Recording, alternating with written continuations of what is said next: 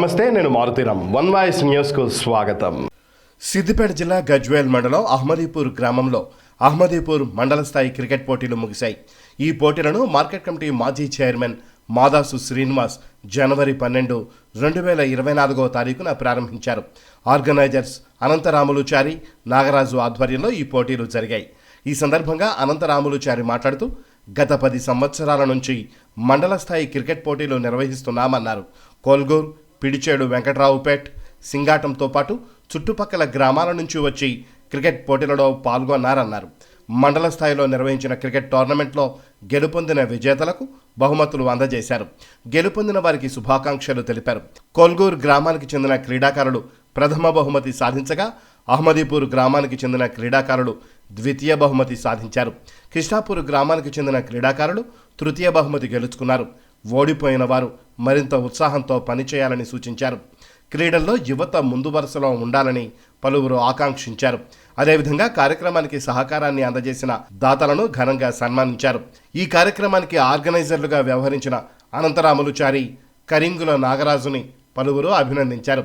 ఈ కార్యక్రమానికి సహకారాన్ని అందించిన వారిలో మార్కెట్ కమిటీ మాజీ చైర్మన్ మాదాసు శ్రీనివాస్, గ్రామ నాయకులు పాల రమేష్ గౌడ్, మహమ్మద్ అహ్మద్, నిజాముద్దీన్, మాదాసు నరేష్, రఫీ, చాడా నరేందర్ రెడ్డి, మాదోజు శ్రీనివాస్ చారి, మల్లికార్జున్, శనిగరి ఎల్లం, కేబి జనార్దన్ రెడ్డి, కె నాగరాజు, బోరణ కనకరాజు, హమద్, ప్రభాకర్, రాజకుమార్, మాదోజు శేఖర్ చారి క్రీడాకారులు పాల్గొన్నారు.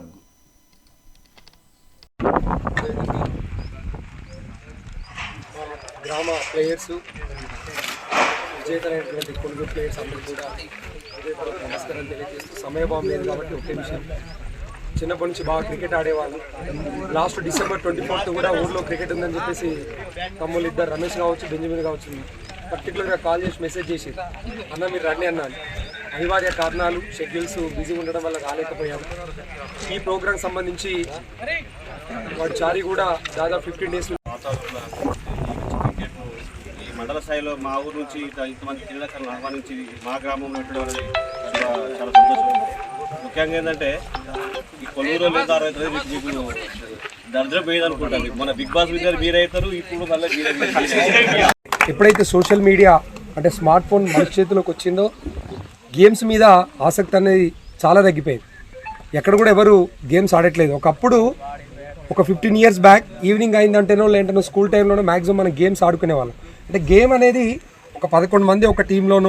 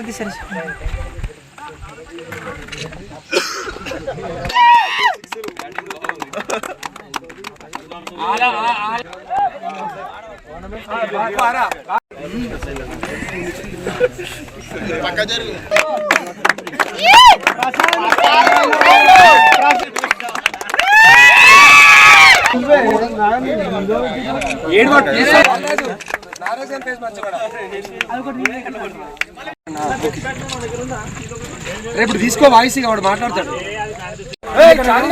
మా పాత టీం 2004-2005 క్రికెట్ బ్యాచ్ ఉన్న మా Anantharamachari and Nagaraju organising this tournament. ఇది చాలా సంతోషకరమైన విషయం.